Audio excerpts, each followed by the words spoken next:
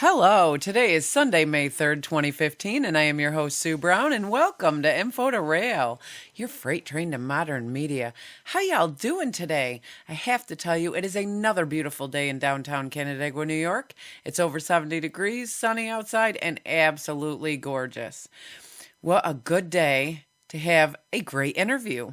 Welcome to our show, and that indeed, we do have a great show in store for you. We're very fortunate to have author, licensed therapist, business owner and consultant, and an expert Ouijaologist, Karen Dahlman, with us today. I am really excited. This is going to be very fun. First, let's take a little glimpse into the missing persons. We have Haley Perez, age 16, was last seen in Tulsa, Oklahoma on April 17th, 2015. She may travel to Henderson County, Texas. She may go by the names Haley Cullum, Nikki Cullum, Nikki Perez, Nikki Greenhaw, or Haley Greenhaw. She is 5 foot 8 inches tall. She weighs 170 pounds. She has brown hair dyed black and blue eyes. Anyone with information on her location, please contact the Tulsa Police Department at 918-596-9222 or dial your local 911. Our next one is Kane Norman, age 16, was last seen in Columbus, Ohio on December 17th, 2014. He is 5 foot 11 inches tall. He weighs 190 pounds, has light brown hair and hazel eyes. He was last seen wearing a black hoodie, black jeans, a black hat, and diamond earring in his left ear. Anyone with information on his location, please contact the Columbus Police Department at 614-645-4545 or your local law enforcement agency at 911. Like I tell you every week, you guys, this is so important to me. This is something I'm very, very passionate about. It's something that I have spent a lot of years of my life, trying to find a way to help with these missing persons. I mean, imagine if that was your child, your sister, your mother, your brother, your father. Imagine. Wouldn't you want everybody to help that could? We're going to take a short break, and when we return, we will have Karen Dahlman with us. Stay tuned. Don't go away. We'll be right back. Okay, we are back with Karen Dahlman. Karen is an author, licensed therapist, business owner and consultant, and an expert Ouijaologist. She's been researching the use of the Ouija Board since 1973 by first-handedly using and perfecting her communications with varying consciousness and sentient beings via this tool with consistently amazing results. Welcome to info2rail, Karen, and thank you so much for being on our show today. Hi, Sue. Thanks for having me. Looking forward to our discussion. Can you start out by telling us a little bit about you and what got you interested in the Ouija board? Oh, yes, the infamous Ouija board. Well, I was 8 years old, and I had some friends who lived down the street, and they asked me to come over and play at their house, two little girls. They're about the same age as me. One was a little bit older, and one was my age. And they pulled out a Ouija board. And I really didn't. I heard the name, but didn't really know what it was. To me, it seemed stupid. I mean, what does it do? You push this thing around and spell words. I don't understand why you'd want to do that. And they said, no, watch. And they said, we're not pushing it. And then they started they said it was a little girl, and they said, is our sister that was dead. Now I went, oh my goodness. No idea they had a dead sister, number one. That kind of freaked me out. But that they can talk to this dead sister on the board? And they said, try it. I put my hands on the planchette. It immediately worked, and I knew I was not pushing it. I was never going to push this thing because I didn't think it could work. And they swore to me they weren't pushing it, and it was moving around, talking to us as if this little girl, although she died right after birth at a very young age, she was as if she grew up on the other side, and that she was the age of the other twin that was in the room. I didn't know one of the girls was a twin. So that blew me away. Immediately ran home to my parents and said, oh my God, it's true. You can talk to the dead. Although as a child, I've always seen interesting things in my room, and I knew they were spirits and stuff. I didn't quite get the idea that you could pair the board in a planchette with talking to them. My parents said, oh, sure, the Ouija board works. Oh, yeah, wink, wink, wink. I said, well, if you don't believe me, I'm going to ask Santa Claus, and Santa Claus is going to bring me one for Christmas. And lo and behold, December 25th, 1973, Santa Claus delivered, and there was my Ouija board. And that started me on this odyssey of the positive experiences I received from the board. I don't have these negative experiences. I never felt negative about it. I just used it as a tool over the years and just learned to perfect how I use it to always have just amazing, incredible, uplifting, heart responsive communications from spirit guides and angels and therefore other kind of interdimensional beings. My two older daughters are 19 and 20. They had an experience the first time they ever used a Ouija board, and this girl said that her name was Gina. Ever since this girl's come in through this Ouija board, there's things that happen in my house that are very unexplainable, but they don't... It seems with what this thing spells out, it doesn't seem that this person's really Gina or really good at all. And when you say not good at all, what does it say? Negative things to the girls on the board? Sometimes it's very cruel in the things that it spells out, and the things that happen around my children now are, it never started until we got a Ouija board in this house, and the first couple times they tried it, it was fine, and then as soon as this spirit showed up, Gina, the things that happened to my daughter, she'll feel her hair get pulled, and there's things that go on around her that didn't go on before that. What we must understand about the Ouija board is it's not the board itself. The board is just either masonite, and now the new ones are cardboard. They used to be wood, and I have wood, cardboard, and masonite boards. And they sit around my house, and I have a collection of them. And some of my collector friends have thousands, 500 to 1,000. Like Robert Murch has over 1,000 boards. Never had a bad experience. Now, it's not the board, but people want to blame it on something. But what I do want to say about using any kind of tool, when you start communicating and connecting with other realms, and especially the lower astral realms, which is typically where most people get started when they use this tool, or other tools, the K2 box, Frank's box, the meters, all this paranormal investigation tools.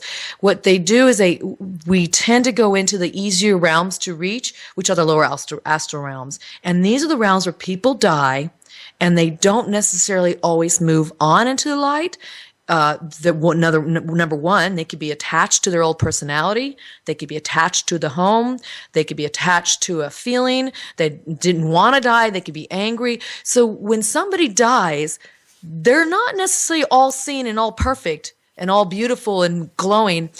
Typically, you're stuck with the personality you had when you died. So if you have nasty, mean people that die, they're going to be that in the afterlife until they actually start to look at their life. They do a life review and move on with the light and go into the light, and they might move on to another incarnation.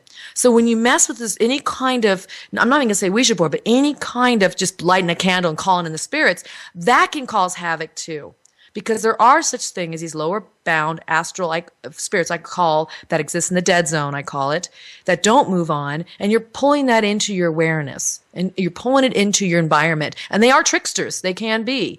So this is why I feel that a lot of these divination tools get bad raps, because people are communicating with these spirits that are stuck for whatever reason. They're earthbound. And I write about this in my second book, The Spirits of Ouija, 4 Decades of Communication, because I've ran into them. When I was new using the board, I didn't know what I was doing. And I was just struggling and moving along with it. Fortunately, I met a spirit on the other side who was in this astral realm. She was very positive, though, and she was there to help as opposed to inflict harm or chaos, is what you might be experiencing a little bit in your home.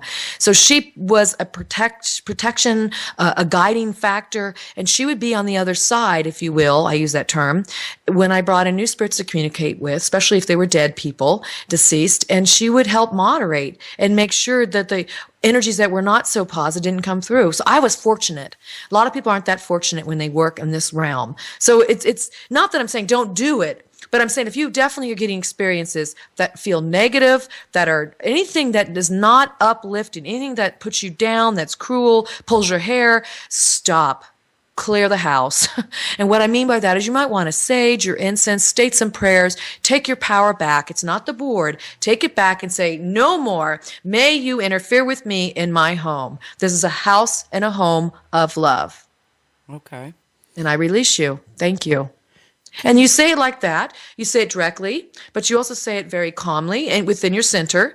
And you want to say it, not mean, but because you don't want to fight mean with mean, but you want to say, you're no longer invited here. Thank you for trying your communication. At this time, no.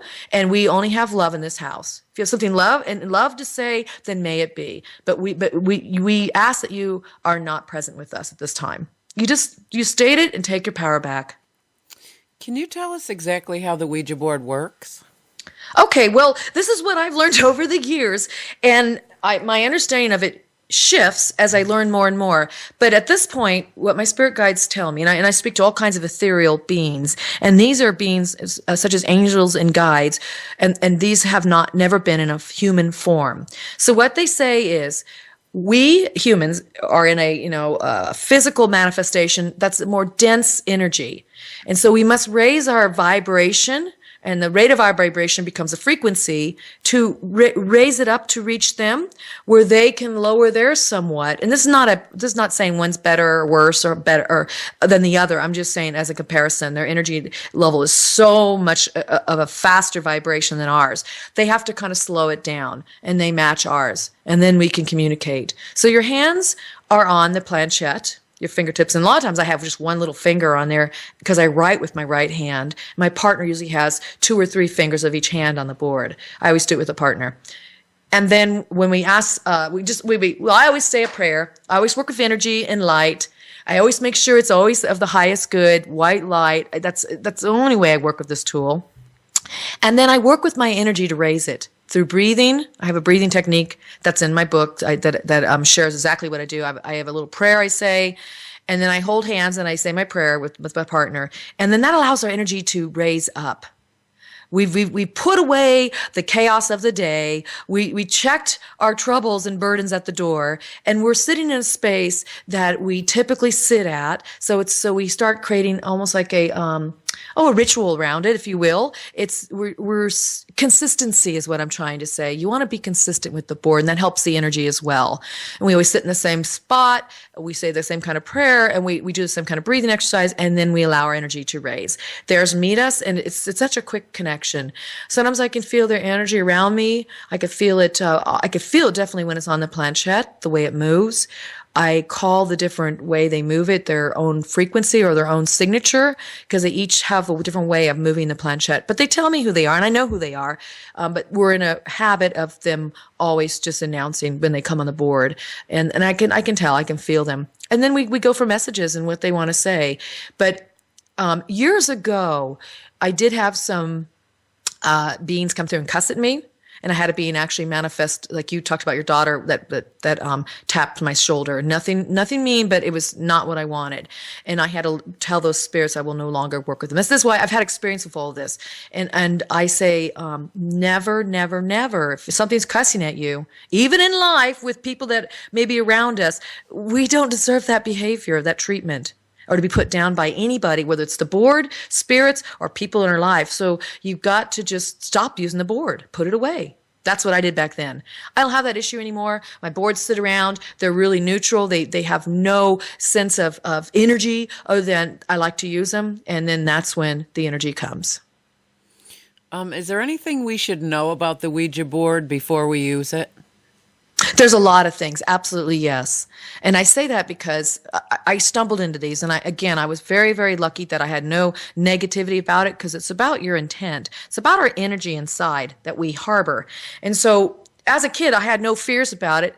Oh my God, I was Catholic practicing. I get Ouija board from Santa on Christmas Day, and then we go to church, and I come back from church and Sunday school, and then I use my Ouija board. There was nothing negative about it. In fact, when the board was created back in 1890, when people would use it, it was just a neutral thing. It was actually a novelty thing. People would pull it out, and they had no problem with speaking to their dead loved ones, because Civil War had happened not too long before that time, and they could talk to all these loved ones they lost, and then go to church on Sunday. That's very much how it was seen, and I didn't know the history of the board until I got older, but that's how it was. It was in my home where I was raised. It was just seen as they thought it was a toy. I realized quickly it wasn't, and I was able to communicate for a lot of things. So you really have to have the intent of what I always talk about, the goal or the intent of why you want to use the board.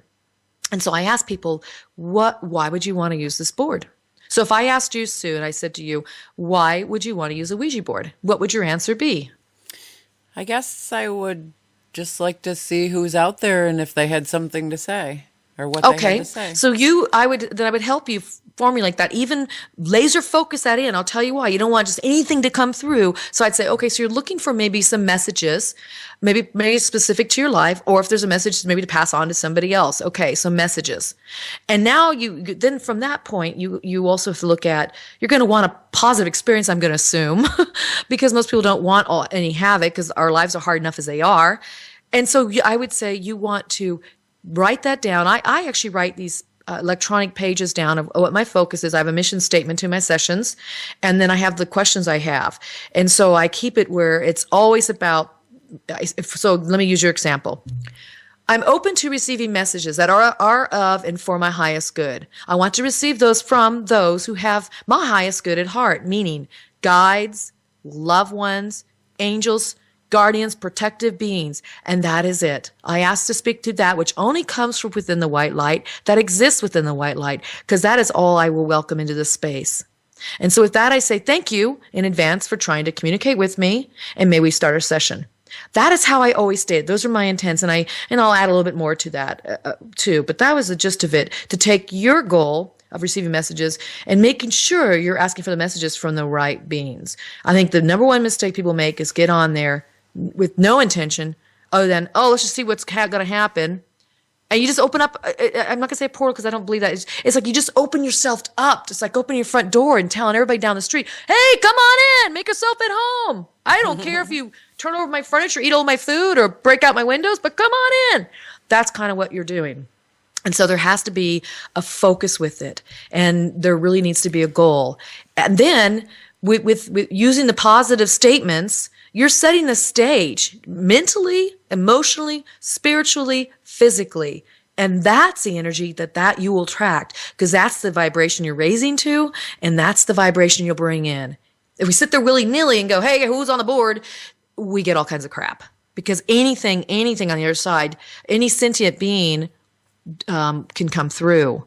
And it's not just because of the board. It can you sit there, light a candle, and do the same thing. You could bring any kind of energy into your home. So I say we really have to do this with care. The Ouija board, do any kind of divination, any kind of spiritual work when you're reaching into the unseen forces, and do it with care and respect for yourself and for those on that side or in that dimension.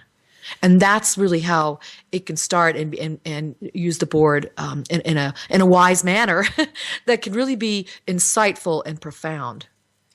I think we've all seen the movie Ouija Board, and it always tells us never to use a Ouija board alone. Is that true?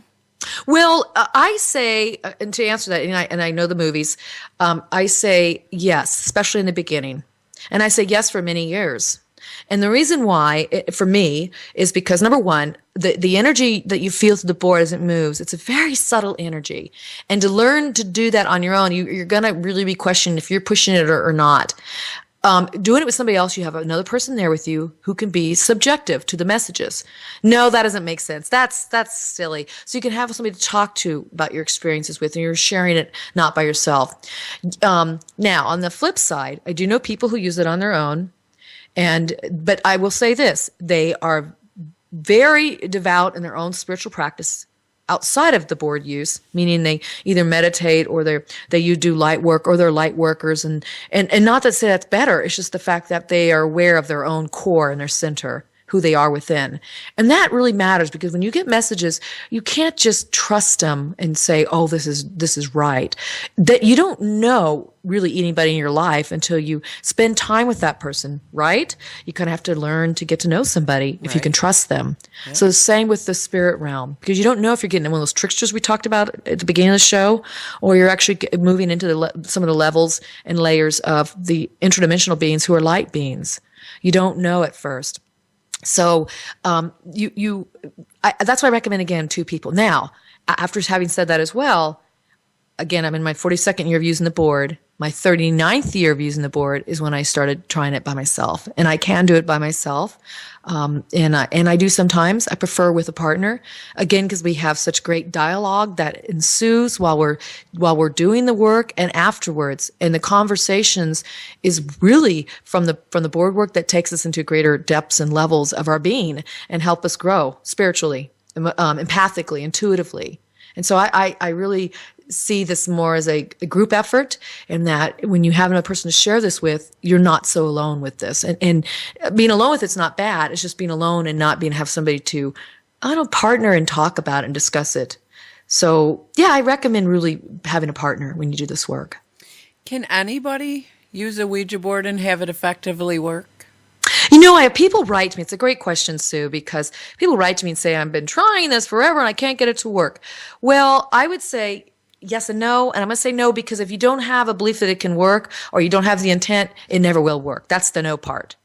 But I guarantee if I had people come to me for training, I can help everybody use it because I've done that with everybody that's worked the board with me. It may not work really, really, really incredible, but it will work. And it's not because I'm pushing it. I will never push the planchette. It's because I help the people learn to just allow, relax, and let that subtle energy. And I teach them how that feels. And I've worked with people that's taken 6 to 8 months to a year to even get some messages spelled.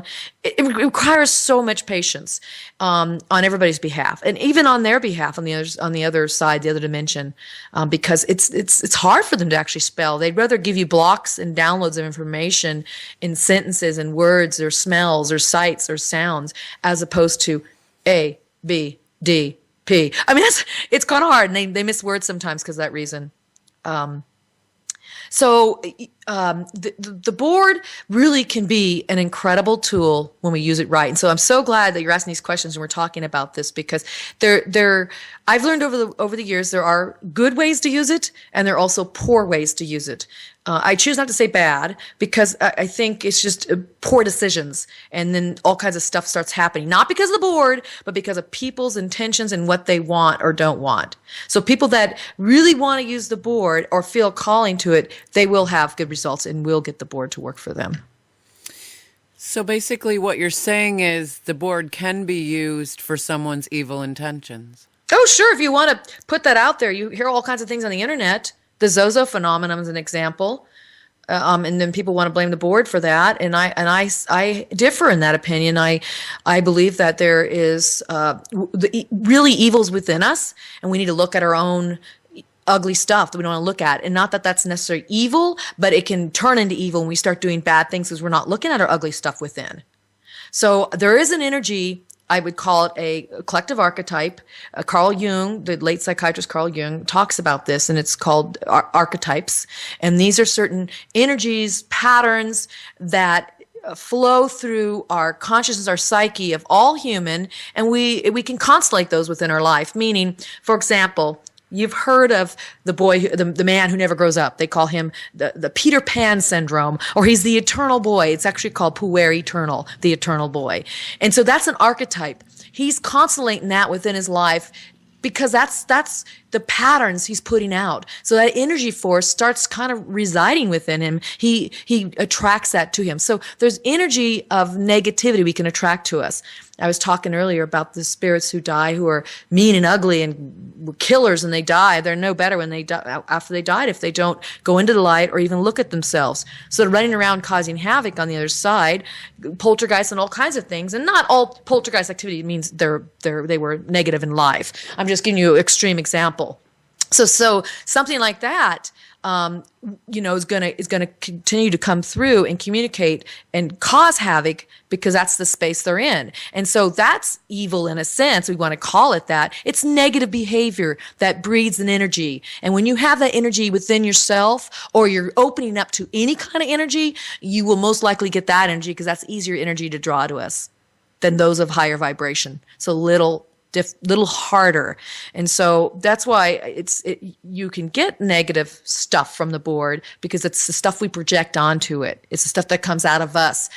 And we have that energy. We're going to attract a like energy to us. Like attracts like. And that's what you get with the board. So your intentions, your goal of using the board and stating that in the most positive way you can, that's what you're going to get. That's the energy. And that's just in life. Let's say we walked around life with a chip on our shoulder. Our day is going to be crappy, and we're going to continue to attract that kind of chip on our shoulder kind of activity to us all day long. And now if we walk around and put a smile on our face, even though we may not always feel it inside, you're going to find people are going to respond to us differently. We're starting to put out a different energy.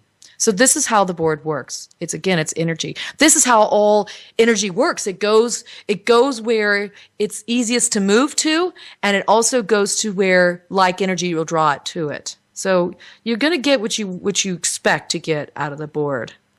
So it's a tool that needs to be used wisely. Let's put it that way. Not to change the subject, but do you believe that when we have dreams about our loved ones that have passed, do you believe that they are really indeed communicating with us?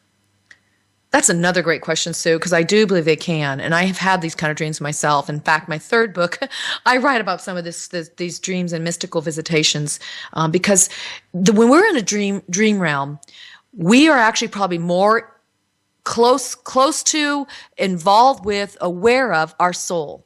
That is truly our essence of who we are. We have our brain is kind of shut down. There's a little mechanism in your brain that allows you not to your body to move, so it shuts your body down so it doesn't just flail and you get up and start walking around.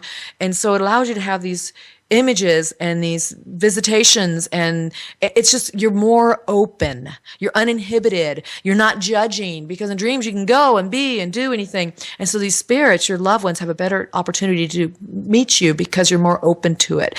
A lot of times in our waking life, we're just afraid of it. Or we're scared. As if all of a sudden I turn around, my grandfather's standing there looking at me, or my child who died or something, and you're like, oh my God, that would freak most people out. So they know that. And so the loved ones try to come to us in ways that we're going to be more receptive to. The dream realm is an excellent place for them to come. And I'm sure you've had this, Sue, as well. Many people talk about, their animals coming to them in their dreams. And that's true. They will. The animals will come in your dreams as well. You can do this work, though, without sleeping and also have visitations or meetings with your loved ones. Well, my dad passed in October due to cancer. And afterwards, I was at peace with it, watching him suffer the way he did. He didn't suffer long, but, the 9 days he suffered were the worst things I've ever seen. Afterwards, I was at peace with it, but and because I knew where he was. I knew that he was happy and he was safe. Well, I had a dream the night after he passed, and in that dream, he's walking around the house. And I looked at my dad and I said, "What are you doing here? You're dead." And he said, "I don't look dead to me," with his smart aleck. That's his sense of humor. Looks like I'm walking around just fine to me. And he said, "I feel great. Never felt better in my life." He says, "You have nothing to worry about with me." He says, "I'm not sick anymore." He says, "I'm the best I've ever been." So in my smart aleck, ways, I turned around and looked at my mother and I said, "If Dad's still alive walking around the house, whose ashes are in his urn?" My mother said... That's a beautiful dream, a great example. And yes, and I just got chills in my whole body. I love that story, Sue. There's such humor on the other side, especially when they're happy.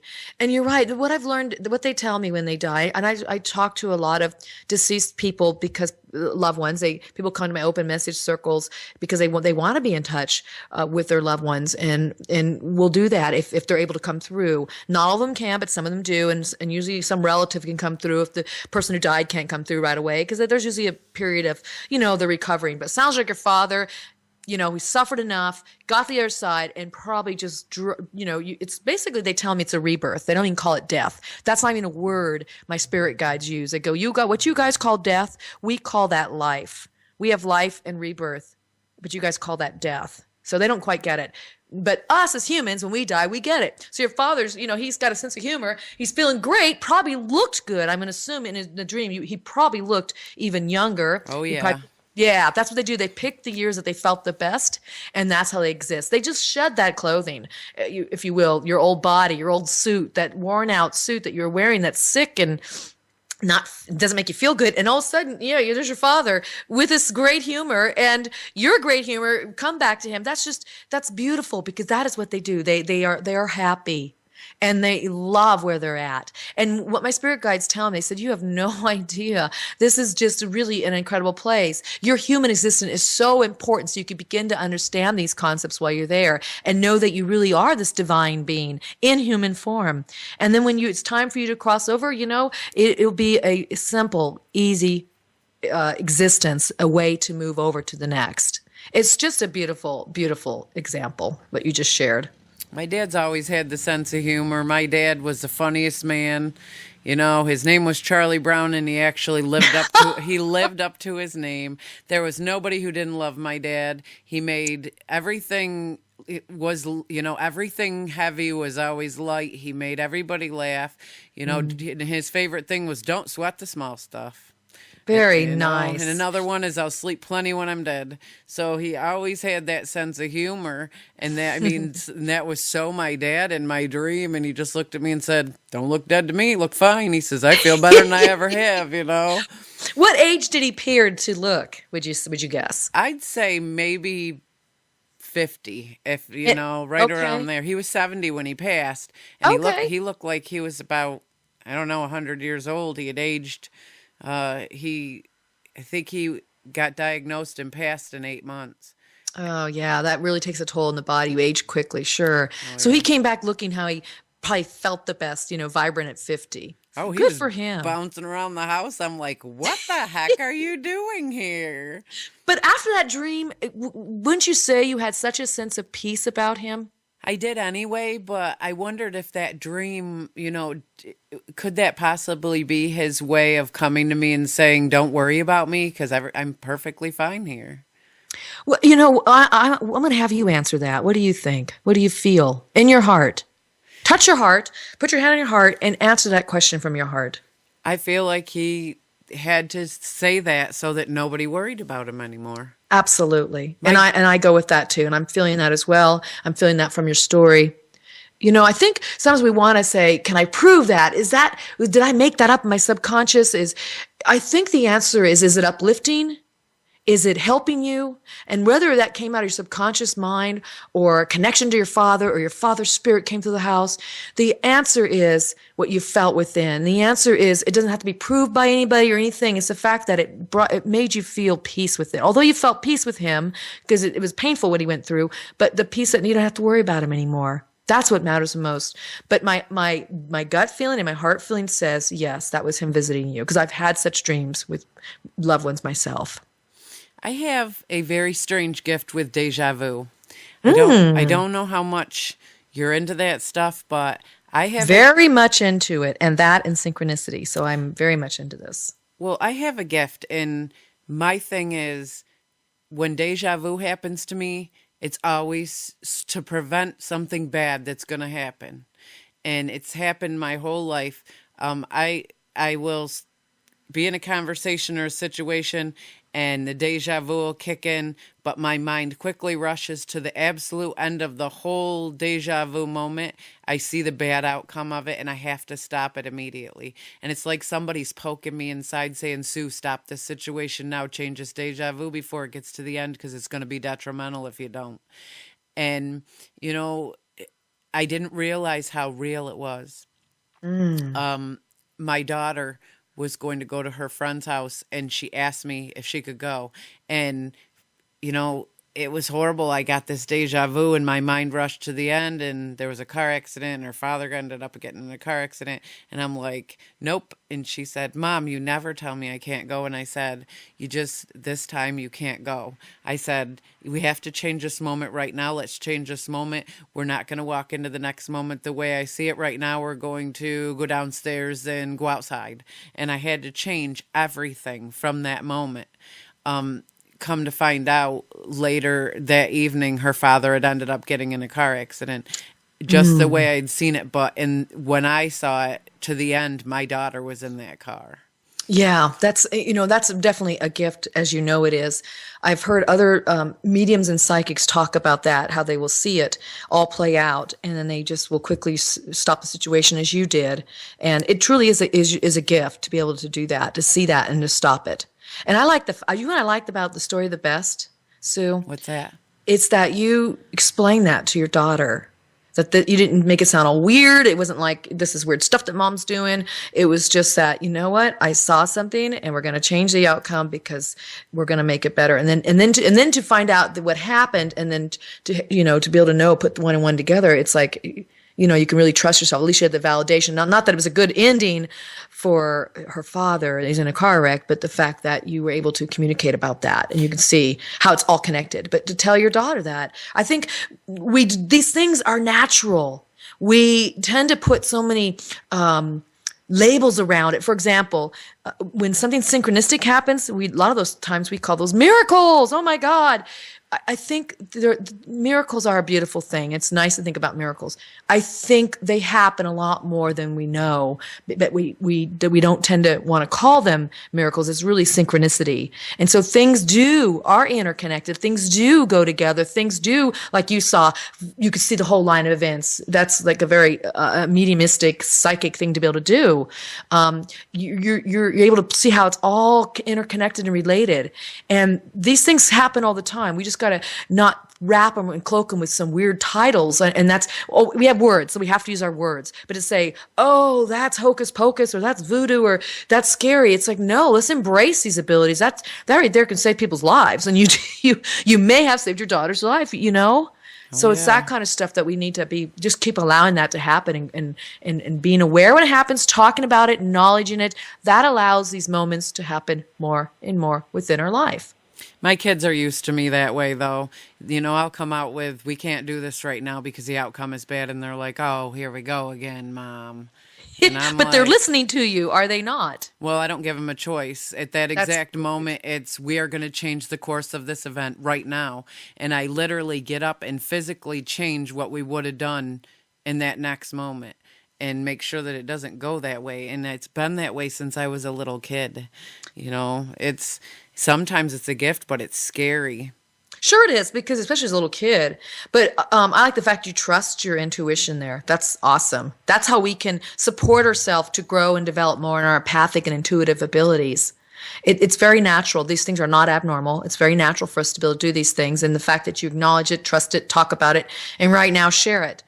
Now, do you see any of these kind of proclivities within your daughters? Do they have any of these behaviors or abilities? My 20-year-old, the one that was picked on by whatever this spirit is here, she has people that come to her, like she'll get a name in her mind that she's never heard before and never seen, and she feels this intense need to search this name.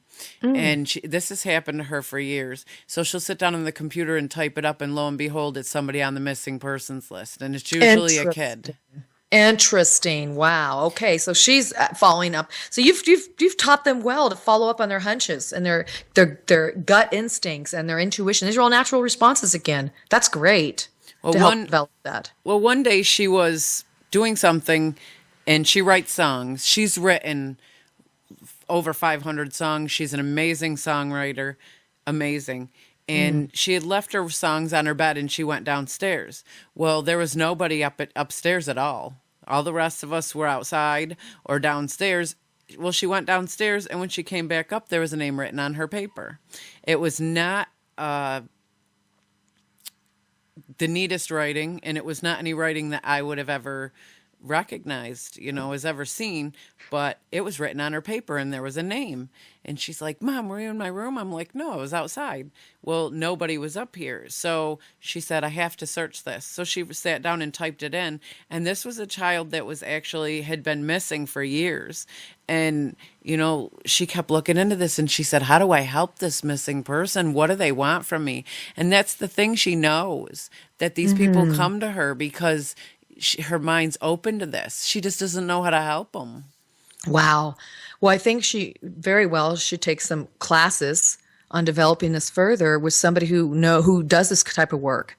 You may want to do some research on that and let her go into a tutelage like program, with a mentor that can help her develop this better. Because that truly is, it's natural, but it truly is a gift to be able to follow up on it and have that kind of information continuously. Sounds like a great gift. We have somebody, and I don't think this is a human being, but we have something or somebody who constantly knocks on the front door, and this is not the door that everybody uses. It's a door to my one daughter's bedroom, and for years now, somebody knocks on the door, and it's not a branch hitting the door. There's not even a tree around it. It's not anything like that. It's an abrupt, literal, hard knock on the door, and you get to the door so fast that nobody would have a chance to run, but there's never anybody there. And you never have asked or inquired or had a dream or anything about that knock on the door? No. Anybody in your family? It hadn't happened for a lot of, it had been like maybe 2 or 3 years. And the other night my daughter went to bed and she came upstairs in my room just beside herself. Somebody's knocking on the door, and I got up. Oh, yeah, that can be scary. I always suggest this because we're talking about a lot of interesting things that are going on in your life and the family, and just for people in general. These synchronistic things, these appearances, apparitions, these sounds, and the dreams. When you start to write this stuff down, like I would suggest your daughter. Every time she has like that name, she gets the knock, things that just seem you can't quite place it, what it's about. I would write that down, and soon enough you'll start to see this thread, this common thread that's woven through everything, and that's a way to start developing your empathic abilities as well. I did a lot of this kind of work with my dreams. I'm really good at remembering. I can remember up to 5 to 6 dreams a night when I'm really into it. Wow. And then with the dreams, you start seeing these symbols and these words or things that come through that start to show a theme evolving. And that theme is usually a message from your inner self, your higher self, or it could be a message from some spiritual place, which could be a loved one. It could be a deceased missing child. It could be this a spirit that has a great message for you. And so you start to see that these themes evolve. And that's the best way to sometimes get to the bottom of this stuff that we can't always quite place. I have a dream that's crazy. It's a reoccurring dream, and it's happened since I was probably in my teens. I always go to this house, and it's up this winding driveway. There's no grass on the ground, and it looks like this little, teeny tiny little, one story little teeny house and when I get there, I always say I'm not supposed to be here. And I don't know why. I always say, I know I'm not supposed to be here, but I have to. I take the key out of my pocket, I unlock the door, and when I walk in, it's this 4-story roundhouse inside, and all the walls are lined with knickknacks, and it's my house. It's mine where I know I need to be. And I go, but it's strange because I've been going to this house in my dreams since I was a teenager. And I still, at 44, I still return to this house from time to time. How does the house make you feel? Safe. It's the only place I know I'm safe. Have you ever thought that house might represent you? No, I didn't. Well, there's a theory when you start dreaming about houses, and I don't necessarily buy into those dream symbolism books, although you can read them. The idea is really to look at here you go. This is how you want to, when you want to look at your dreams to interpret them. And I hate the word interpret too. It's too harsh. When you want to explore them, let's use that word. And I talk a lot about dreams in my first book, The Spirit of Creativity, and my third book that just came out, The Spirit of Alchemy, because I think this is a doorway into your soul. Dreams, as I said before earlier, it's the closest time you are to your soul, very uninhibited. These dreams will have symbols sometimes, will be prophetic sometimes, and they will also take care of you at times. And so if you've had this dream since a teenager now, it's a very prevalent, prominent dream. It's a very prominent message. And the message is something for you to understand. So if you look at what a house means to you, this house particularly, not the house you live in, but this house in the dream, it's the same house. It's got the same look. You go into it. You feel safe. You start looking at what your image is, what your feelings are about it, what your thoughts are about it. And that becomes your own exploration of the dream, what the dream could possibly mean to you. When you're talking about going in there and how it's the same, and you think of where you house your body, where you house your spirit, where your heart is housed within you, you start looking at the metaphors of that word house. And a house should be somewhere where you should be comfortable. But also, if the house represents you, it is a place where you feel safe. So maybe it's a dream about going back within, and it's just suggestions to look at, to going back within, open the door to yourself. What does that feel like? That makes a lot of sense.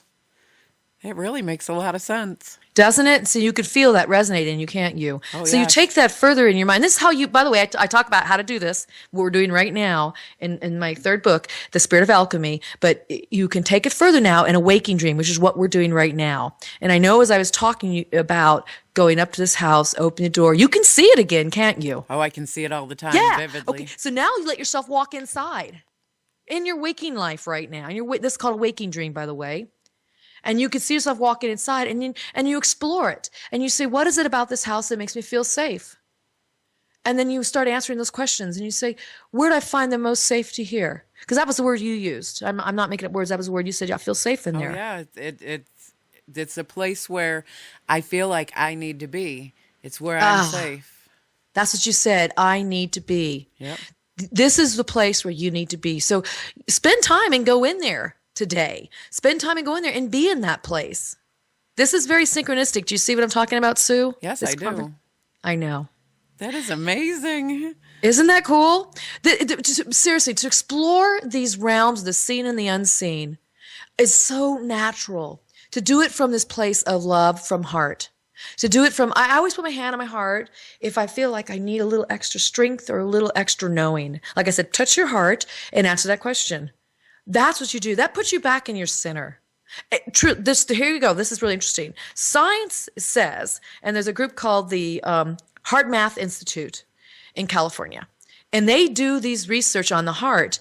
And what they have found about the heart, they actually call a little brain, because the heart has this ability to process information before our literal physical brain in our head can process information. They've done so many experiments on this. They determined that there's a frequency, electromagnetic frequency that goes out of our body, and it goes out of like 8 to 10 feet outside of us, where we will sense things way outside of our physical body before our brain even knows it's happening. And then that heart gets it, and instantaneously your brain responds to it. But they're saying your heart almost thinks first. I have no doubt. See, and so when you touch your heart, which I've always done, then I learned about the research show in the last 10 years. Oh, it's been longer than that, I guess.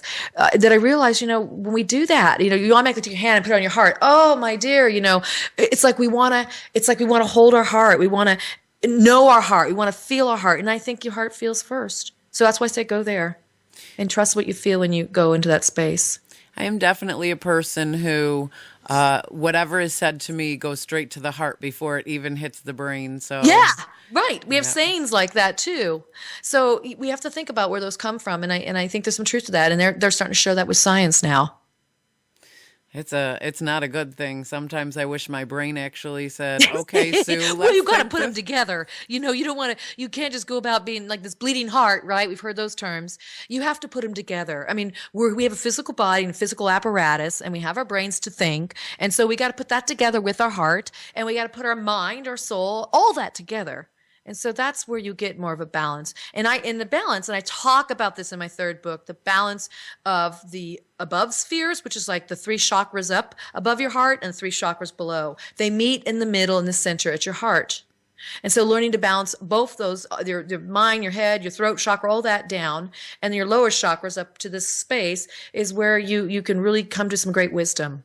And a lot of teachers over the different mystery traditions and over the ages and eons have talked about this space. In fact, the symbol they use is usually a star tetrahedron or a Star of David, which is like a 6-pointed star. It shows a triangle that's pointing up, and it shows a triangle pointing down, and they merge together in the middle, and they become that 6-pointed star tetrahedron. There's a lot of really cool stuff about the star tetrahedron, and I get into that in my third book, because I do talk about how we can find balance more within ourselves by working with some of these images and some of these concepts. So we can come to heart center.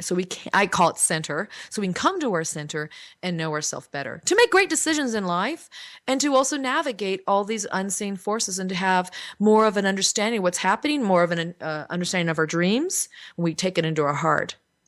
So, but our brain is what takes us around during the day in terms of making, clear decisions that's going to help us in our life. So we need both.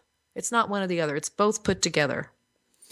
Can you tell us the names of all of your books to make sure that we get them out there and where people can buy these books? I'm definitely going to get them. Thanks, Sue. Yeah, my first book is called The Spirit of Creativity, Embodying Your Soul's Passion. My second book is called The Spirits of Ouija, 4 Decades of Communication. And my third book that just was released April 1st is called The Spirit of Alchemy, Secret Teachings of the Sacred Reunion. All 3 of these books can be bought at any of your local bookstores or the major bookstores. You just request it. You could buy it right now online on Amazon.com, paperback or Kindle. You can also, if people want autographed copies of the books, you can get them at my website, which is KarenDahlman.com, DAHLMAN.com. And I have like this interview, and whenever I get a link to the interviews, I post the interviews there on my website so you can listen to all the past shows I've been on, including Coast to Coast and all kinds of fun shows like this one. And there's also information on that site, a little bit more about myself, but also about some other links I have that I think are great links, and some other information, things, articles I've written. So there's all kinds of stuff you can find on that website. And you could find me on any kind of social media under Karen A. Dahlman as well, and love for people to come out and connect with me. Love to hear people's stories and any questions you have about the Ouija board too. I take them all. You are definitely a fascinating person. Oh, Sue, thank you so much. It's been such a great conversation today with you. I can honestly say I think that people are brought together for a reason, and I am very glad to have had the opportunity to get to talk with you. Thank you. It's been my pleasure. And absolutely, things are synchronistically put together for sure. That's life. Well, I urge these listeners to get on your website and check this out, and get your books. I'm definitely looking forward to it. That is my next purchase is going to be your books, because, you have such a gift of helping people, and just to sit and listen to you talk. And you have such a positive aura, and you're so positive, and just the way you present yourself, you bring up spirits and you help people just by being you. Well, that's very kind of you, Sue. Thank you. I'm humbled by that, and touched. So I appreciate that. That's been your response, and that's how you feel. So thank you very much for saying that. Thank you, and I would absolutely love to have you back on here again. I would love to come back and chat with you. It's a great show, great format. Thank you very much. You're welcome. I'll talk to you very soon. Okay, bye-bye, everybody. Bye. Oh my goodness, you guys, that was a phenomenal interview. She is an amazing woman, and she has a very positive outlook on things. And you know what? I think we can all learn from her. Not only about the Ouija board stuff, but her outlook on life. She has a very positive outlook. And if we don't know how to have that positive outlook, I guess sometimes we need somebody to show us. And she's definitely done that for me. Well, that's all we have time for today. We post all of our shows on YouTube. And if you want to know more about our guests and our upcoming shows, please visit our info2rail webpage. You just go on and Google info2rail, INFO2rail, and click on the Google Sites page. From there, you can go to YouTube, or you can go to YouTube right off the Google browser. I want to thank you guys all so much for joining us here at info2rail, and we hope to see you here each and every week. You guys are amazing. It wouldn't be a show without our guests, and it wouldn't be a show without our listeners. So I'd really like to thank you and tell you how much I appreciate all of you. May God bless you and keep you, and may his face shine upon you in these uncertain times. We'll see you soon.